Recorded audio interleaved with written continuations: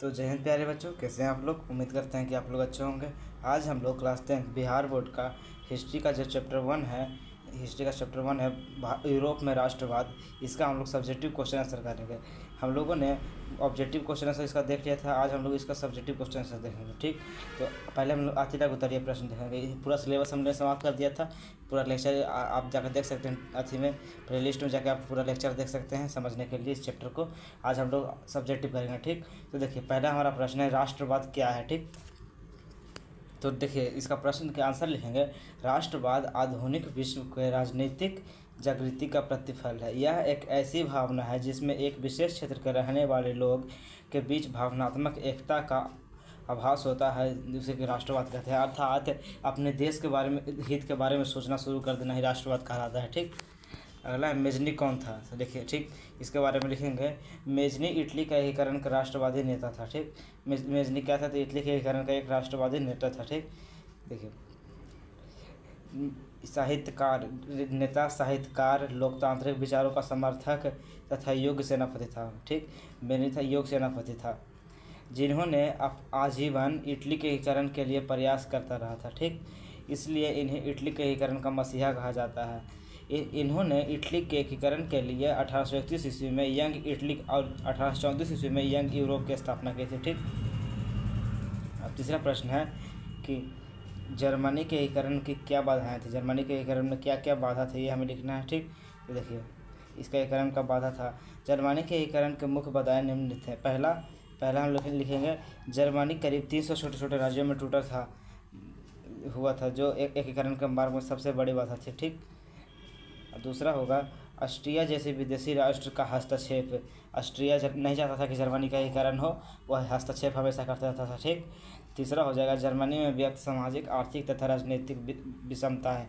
मतलब जर्मनी में काफ़ी लोग थे जो एक दूसरे से अलग अलग सोच रखते थे, इसलिए उनका एकीकरण नहीं हो पा रहा था। ठीक, अब अगला प्रश्न देखिए, मेटरनिख युग क्या था। मेटरनिख युग, ये बहुत महत्वपूर्ण प्रश्न है, बार बार पूछा जाता है कि मेटरनिख युग क्या था।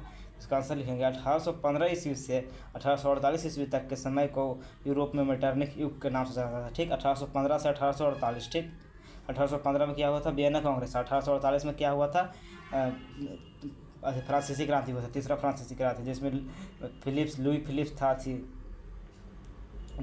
थी राजा। ठीक, अब हम लोग लघु उत्तरीय प्रश्न है, आधी लघु उत्तरीय खत्म हो गया। लघु उत्तरीय का पहला प्रश्न है, 1848 ईस्वी में फ्रांसीसी क्रांति के क्या कारण थे। ये बहुत महत्वपूर्ण प्रश्न है, VVI नहीं कर सकते, इसे VVI जितना VVI करना है ना उतना कर लीजिए। ये बहुत मोस्ट इम्पोर्टेंट है, बहुत ज़्यादा इम्पोर्टेंट है, क्योंकि 2024 में पूछा है। अभी 2024 में भी हाल फिलहाल में ही पूछा है। अभी 2024 के एग्जाम में भी ये पूछा है प्रश्न कि 1848 ईस्वी की क्रांति के क्या कारण थे, 2024 में भी पूछा है और लगभग हर साल पूछा जाता है, हर साल पूछा जाता है। बहुत महत्वपूर्ण प्रश्न, याद रखिएगा। ठीक, कि 1848 ईस्वी में फ्रांसीसी क्रांति के क्या कारण थे। तो पहला कारण लिखेंगे, फ्रांसीसी क्रांति को जननी कहा जाता है। फ्रांस को क्रांति का जननी कहा जाता है। 1848 ईस्वी की क्रांति से प्रेरणा लेकर पूरे यूरोप में क्रांति का स्वर उड़ने लगे। 1848 ईस्वी में जो फ्रांस में क्रांति हुई उसके प्रमुख कारण निम्नलिखित थे। इसका कारण पूछ रहा है, तो पहला कारण लिखेंगे, फ्रांस में सम्राट लुई फिलिप्स को द्वारा गीजो को प्रधानमंत्री बनाया चुना। गीजो एक कट्टरवादी प्रतिक्रियावादी इंसान था, जिसे लुई फिलिप्स ने प्रधानमंत्री बना दिया था। ठीक, जिससे जनता संतुष्ट थी। दूसरा हो जाएगा, फ्रांस में प्रधानमंत्री गीजो को पूंजीपतियों का साथ देना, सर्वहारा वर्ग पर कोई ध्यान नहीं देना। जो गीजो को प्रधानमंत्री बनाया सिर्फ अमीरों का साथ देता था, गरीबों का साथ नहीं देता था, गरीबों पर कोई ध्यान नहीं देता था। ठीक, और तीसरा हो जाएगा, गीजो के नीति तथा क्रियाकलापों से तमाम फ्रांसीसी जनता का असंतोष, मतलब कि गीजो जो काम करता था उससे सभी लोग असंतुष्ट थे, उसके काम से असंतुष्ट थे। ठीक, और चौथा लिखेंगे, किसान मजदूर की दयनीय स्थिति था। ठीक, ये कारण हो जाएगा। ठीक, अब हम लोग लिखेंगे, जर्मनी एवं इटली के एकीकरण में ऑस्ट्रिया की क्या भूमिका थी। ठीक, तो देखिए इटली जब जर्मनी के एकीकरण में ऑस्ट्रिया का भूमिका, इटली तथा जर्मनी के एकीकरण में ऑस्ट्रिया की सबसे बड़ी बाधा थी। ऑस्ट्रिया को पराजित करके ही जर्मनी तथा इटली का एकीकरण किया जा सकता था। ठीक, और इसके लिए फ्रांसीसियों की सहायता ली गई। अतः हम कह सकते हैं कि इटली तथा जर्मनी के एकीकरण में ऑस्ट्रिया की भूमिका थी। क्यों ऑस्ट्रिया नहीं चाहता था कि जर्मनी तथा इटली का एकीकरण हो, और पूरा बाधा थी, सबसे बड़ी बाधा यही थी।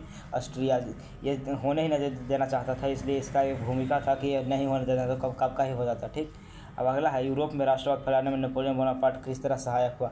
यह भी बहुत महत्वपूर्ण प्रश्न है, पूछा जाता है कि यूरोप में राष्ट्रवाद फैलाने में नेपोलियन बोनापार्ट किस तरह सहायक हुआ। तो लिखेंगे, फ्रांस का शासक नेपोलियन बोनापार्ट संपूर्ण यूरोप पर शासन करना चाहता था।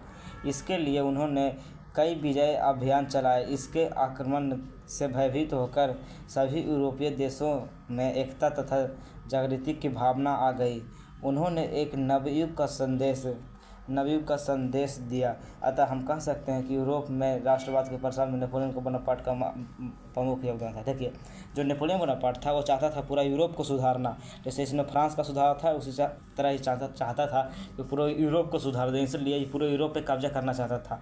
लेकिन जैसे ही जर्मनी पे कब्जा कर लिया, इटली पे कब्जा कर लिया, और कब्जा करके उसमें भी जो राष्ट्रवाद था उसमें फैलाने लगा। ठीक, राष्ट्रवाद को फैलाने लगा, तो इसमें जितना भी था ना, ब्रिटेन हो गया और जितना भी इधर रूस हो गया, ये सब तुर्की, जितना भी यूनान, ये सब जितना भी कंट्री बचा ना यूरोप में, वो सब मिलकर फ्रांस के खिलाफ हो गया और नेपोलियन को वाटरलू का युद्ध में 1815 ईस्वी में मार दिया। ठीक, 1815 ईस्वी में से गिरफ्तार करके इसे पराजित कर दिया। ठीक, तो समझ सकते हैं जो नेपोलियन बोनापार्ट था इसने बहुत महत्वपूर्ण भूमिका निभाया था राष्ट्रवाद के प्रचार में। ठीक, चौथा हुआ, गैरिबाल्डी के कार्यों की चर्चा करना थे। तो गैरिबाल्डी ने क्या क्या कार्य किया था, इसी को लिखना है।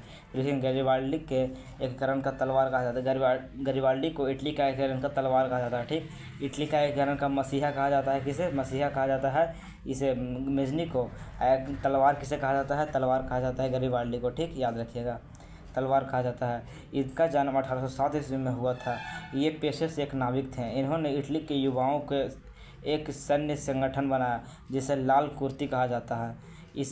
इसके सहायता से इन्होंने इटली के कई प्रांत को जीत लिया था। ठीक, कई प्रांत को जीत लिया था और अंत में अपनी सारी संपत्ति तथा जीते हुए प्रदेश को राष्ट्र के नाम समर्पित कर एक साधारण किसान का भांति जीवन जीने लगा। इनके इस त्याग से प्रभावित होकर भारत के लाला लाजपत राय ने गैरिबाल्डी की जीवनी लिखी थी। ठीक, तो गैरिबाल्डी क्या था, देखिए, इसका जन्म 1807 ईस्वी में हुआ था। इसे इटली का एकीकरण का तलवार कहा जाता है। इसने लाल कुर्ती का गठन किया था और इसकी सहायता से इटली के कई प्रांत को जीत लिया था। ठीक, लाल कुर्ती का गठन किया था, इसकी सहायता से इटली में कई प्रांत को जीत लिया था। फिर अपनी सारा संपत्ति विक्टर इमैनुअल को सौंप कर किसान का जीवन जीने लगा। ठीक, अब अगला है, विलियम प्रथम के बगैर जर्मनी का एकीकरण बिस्मार्क के लिए असंभव था। कैसे? तो इसका लिखेंगे, देखिए, इसको लिखेंगे, विलियम प्रथम इस बात को मानता था कि जर्मनी के एकीकरण के मार्ग में ऑस्ट्रिया सबसे बड़ी बाधक है। ऑस्ट्रिया को बिना पराजित किए जर्मनी का एकीकरण नहीं हो सकता है। इसलिए विलियम प्रथम ने प्रशा की सैनिक शक्ति को बढ़ाने की योजना बनाई। उदारवादियों के विरोध के बाद भी सैनिक बजट पर अधिक खर्चा किया। ठीक, फिर और बिस्मार्क को अपना प्रधानमंत्री नियुक्त किया। बिस्मार्क ने रक्त एवं नौक की नीति का अवलंबन करते हुए 1871 ईस्वी में जर्मनी को एकीकरण किया। अतः हम कह सकते हैं कि विलियम प्रथम के सहायता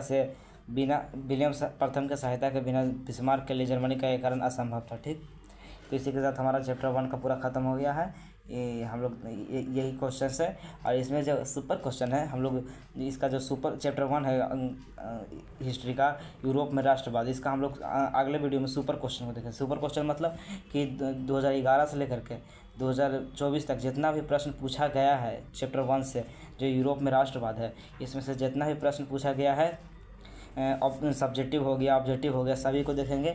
ऑब्जेक्टिव तो हम करा दिए हैं अथी क्वेश्चन बैंक का, सब्जेक्टिव देखेंगे। देखिए, सिर्फ क्वेश्चन बैंक नहीं, मॉडल पेपर, अथी first terminal exam, second terminal exam, third terminal exam, मासिक परीक्षा, सेंटर परीक्षा और जितना मॉडल पेपर सब हो गया 2011 से लेकर 2024 तक के जितना भी है ना, इसे ये सभी का प्रश्न में से, सभी का जितना भी प्रश्न पत्र है उसमें से छाटेंगे चैप्टर 1 का, हिस्ट्री का चैप्टर 1 का प्रश्न, और सभी को छाट के फिर आपको देंगे। उसे कहेंगे सुपर, क्या कहेंगे, सुपर नोट्स या फिर सुपर नोट्स कह देंगे। ठीक, उसमें हम लोग को जितना भी है ना वो सभी दे देंगे। उसमें से फर्स्ट टर्मिनल एग्जाम जो आपको आने वाला है उसमें भी पूछा जाएगा और बोर्ड में भी पूछा जाएगा। यानी कि चैप्टर 1 का जितना भी क्वेश्चन बन सकता है, जो क्वेश्चन बैंक में है, मॉडल पेपर में है, टर्मिनल एग्जाम वाला में है, मासिक परीक्षा, सेंटर परीक्षा में जितना भी है ना, सभी से छाट के ले आएंगे। ठीक, तो आप लोग कमेंट करके ज़रूर बताइएगा कि आज का आपको क्लास कैसा लगा।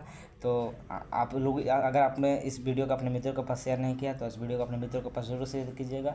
इस चैनल पर पहली बार आए तो चैनल को जरूर सब्सक्राइब कर दीजिएगा। मिलते हैं नेक्स्ट वीडियो में, तब तक ले जय हिंद, धन्यवाद।